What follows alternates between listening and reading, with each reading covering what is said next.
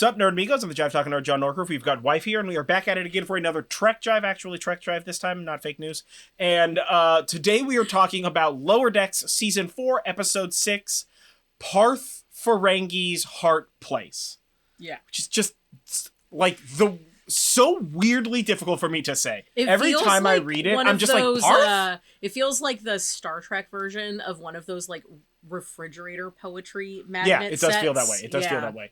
And so this is so spoiler free, real quick, fantastic episode, right? Yet again, each episode is getting better than the next. Yeah. Right? So same energy as we've been getting there.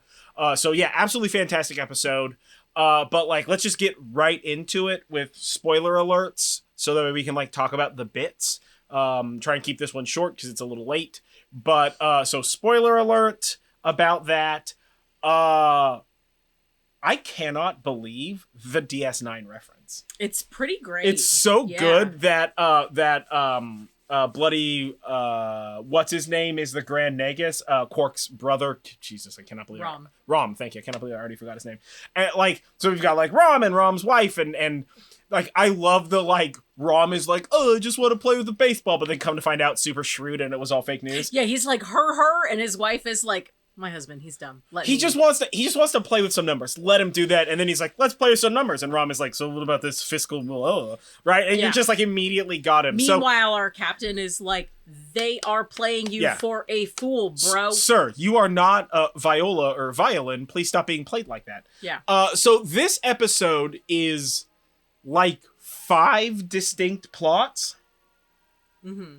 Right? So we've got, in no particular order. So we've got the Boimler plot, which is just that TV is addictive. Yeah. Which is amazing. It's so good that he's like panicky. We learn that he drinks too much coffee. And then he gets like immediately addicted to TV, but somehow still like looks like, I love the end of that, where he's just like, oh, you're normally so like tied up. I'm glad that you like kind of went with the flow and just watch TV. But also, I told security that they can drag you out. So just go limp, dude. And then security comes in with like a laser whip. Absolutely hilarious. Yeah. So then second plot, we have Mariner, who is like angstily aging like putting like wear aging on a self-sealing stem bolt, which is like classic Star Trek technobabble, self-sealing stem bolts. And she's like sassy about that, and then she goes to Ferengi and she's sassy with her friend and she just wants to get fucked up, and then like that like biker gang member is like, I'm not trying to fight, I'm just trying to have a good time with my friends. And she's like, oh really? And then just starts a bar fight, right? And kind of has to like, this is just another great example of her doing like a self-destructive, like she's so used to having somebody get mad at her that she doesn't know how to manage. Girl needs some therapy. But her, maybe not from the bird guy. Not the therapist. The therapist on the Cerrito, let me tell you, this guy, useless, right? Yeah. He ain't no Diana Troy, if you catch my drift.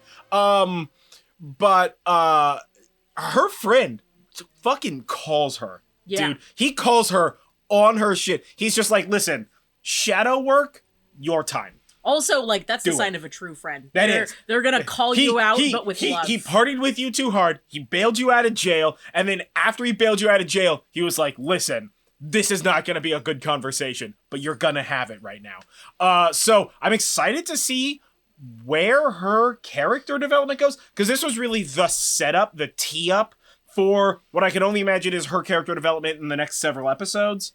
So that'll be very interesting. Then we have the Tendi Rutherford, which I would consider the A-plot of the story. Yeah, because, it is. Wow, guys. Can we talk about... They heard us loud. Those writers, they heard us loud and clear. Yeah. They're like, oh yeah, you want Tendi and Rutherford to be in a relationship? Well, here you go. This was, what if we ship 2 awkward people who are not ready for this? And come to find out, they were, in fact, not ready for this. Yeah. Best bits of that are, one, what is it? The like bra and Speedo photo shoot. They're trying to like, oh, like now that the lovely couple photo shoot's over, now it's time for like negligees. And he like holds up the like a pointy Madonna, like 80s Madonna bra and like a banana hammock. Yeah. And they're just like, none of this. Yeah. Right. Yeah. And then of course we get the like, while they're in the restaurant, we get the like, we just found out that these people were lying to get a deal. Send them to the salt mines. Like perfectly timed so they didn't like admit and get sent to the salt mines. Yeah. Which was great. And also, the restaurant they were at is like a super, super accurate and deep reference to Star Trek The Experience in the Hilton Hotel in Las Vegas, which no longer exists.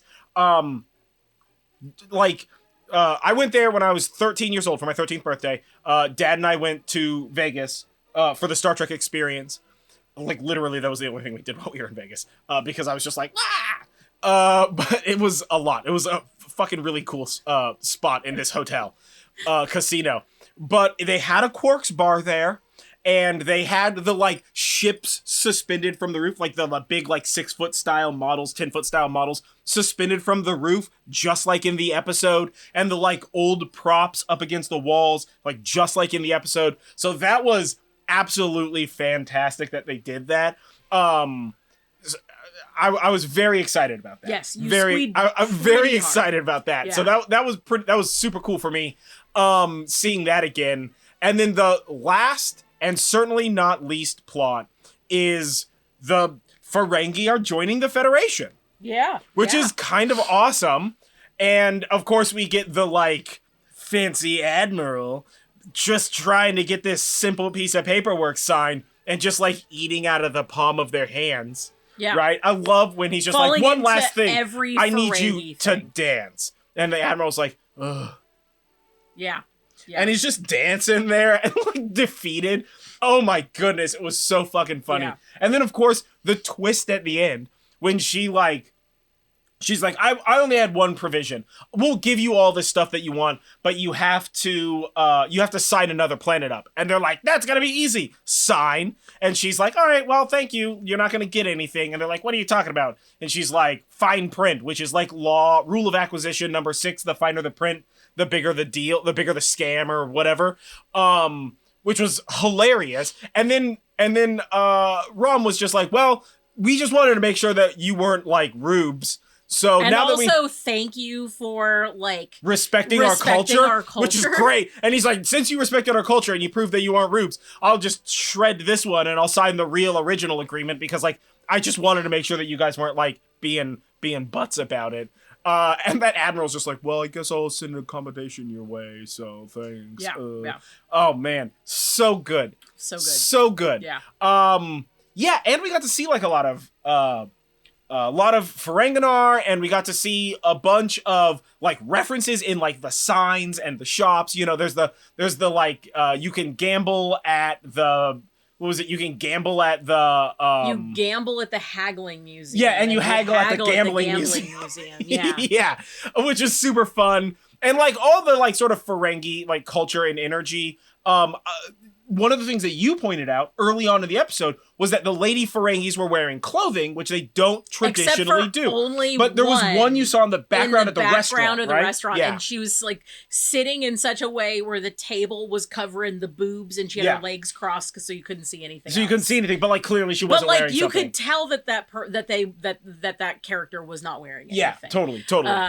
So I was just like, oh, weird, because it's no secret, we talk about this a lot. We watch a lot of BBC. Yeah, which is a lot of TNG and DS9. Yeah, and the DS9 episodes are like really Ferengi heavy episodes. They are. Well, it's because they're like the better episodes. I've seen all the Ferengi episodes like a bunch of times. Like his wife came on and I was like, oh, he's like, oh, did you get the DS9 episode? I'm like, yeah, it's the dude and his wife. Yeah. And he's like, yeah, but that's not the main. Yeah, it's not Kira. And I'm like, yes, obviously, it's the Ferengi. Like I was just like, slow your roll. I know what's happening. Yeah. And there were like a fair amount of like cool Ferengi references. I love the memorial where Mariner's like, isn't this like a memorial for the dead? And it's just for dead accounts. Yeah, like for bankrupt accounts, they're like so much lost profits. I really love the Ferengi stuff. The Ferengis are so they're unhinged. Weird, dude. They're super so weird. The beverage, so the like Zorp or whatever, they're the like so green soda, extra. Pounding it, and his ears are like, whoop, and she's like, none of your buff guy stuff. Look at the lobes on this guy. Yeah, I love all the lobe based shenanery. As much as I daydream for the like the dystopian end of late stage capitalism and living in a commune if it doesn't with end, all we of my become friends, the Ferengi. I do love the Ferengi. Yeah. Listen, if capitalism doesn't end and we don't move to something more Star Trek-y, then we're just going to become the Ferengi, where like everything is based around wheeling and or / dealing. Yeah. I love it. The Ferengi stuff, like, I mean, I'm definitely like pro Klingon, right? If I'm gonna like choose a team Klingon all the way 100%. But the Ferengi are such great foils because they represent like almost like a hyper version of modern day stuff. So we kind of understand, you don't have to do a lot of detail talking for you to just be like, oh, the Ferengi are doing this wheel deal. That makes sense. So, and it acts as a great foil against the Federation, which is like, we don't have money. None of this stuff is real to us or whatever. Yeah. Right. Yeah. Speaking of DS9, we just recently watched the episode where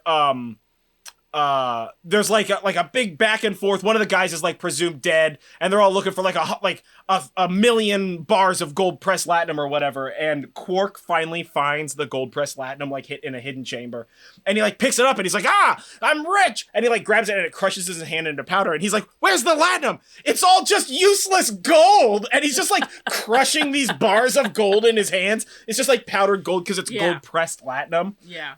That's easily one of my favorite Ferengi scenes. Is this dude like sad that it's just gold? Yeah. Right? It's pretty funny. Which is hilarious. But this was a really, really good episode. You had great character development. Definitely Tendi and Rutherford need to talk to a larger adult and not the bird about what's going on with them, because they're like, no, we can't do that ever again, that relationship thing. We'll just be friends. And then Rutherford like gingerly picks her up and puts her into a tube, and then is like leaning over her with their little feet out the tube, and they're like, this feels right. And I'm like, you guys need an adult. You guys need a bigger adult. Yeah. Well, we got a lot of fun little like moments about the story and the characters too. Well, there was a lot of character development in this episode. Yeah, but we got at the very beginning our mystery ship attacking a Ferengi vessel, and it sounds like one of the Ferengi called them and was in on it. Yeah, because he was like, they said they were gonna do a thing or whatever, which means that like either they contacted him and he was like, yeah, let's betray people, because each episode has had like betrayal in it, like each one of the incidents has had betrayal in it, or he called them, which would be even more suspicious. But so we got another one of those. We still don't know what's going on with that. So we still have a mystery about it. Yeah. So maybe it's the home planet that Moopsie's from. Maybe. Right? God, could you imagine? Maybe it's a time shenanigan. There are so many things that it could be anything. That it's not even really worth trying to extract. Yeah, I can't even. Yeah, you can't even guess at this point in time. Except it has something to do with betrayal, because every time the ship that it happens on is doing a betray. That's true. Although that might just be like an inside Star Trek reference joke. So it's hard to tell. There's really no way to know right now. So. Yeah. But this was like a really, really great episode. I can't say enough about it. Again, each episode better than the last. The only downside of this episode is we didn't have our friendly Vulcan officer. Oh yeah, we did not. Yeah. Lieutenant LJG, is that what Boimler called it? I have no idea.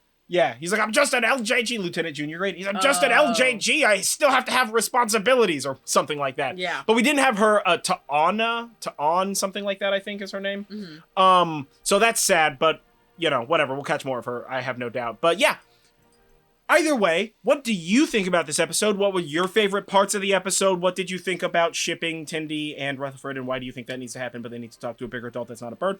And how about the Ferengi joining the Federation, guys? That's very exciting. I'm very jazzed about that, and that our crew got to be there in the moment, which is very exciting. But comment below with all that kind of stuff. like this video, subscribe to the channel for more Star Trek stuff and other stuff. Check out our podcast and all that. And, share us bells, whistles, wingdings, whatever the stuff is that they want you to do. And we will catch you guys next time. So I am John Norgrove. This is Wife. This has been Trek Jive, Lower Decks Season 4, Episode 6, Parth Ferengi's Heart Place. I do not know why that's so hard to say. And we will catch you guys next time. Don't forget to pay attention to those laws of acquisition.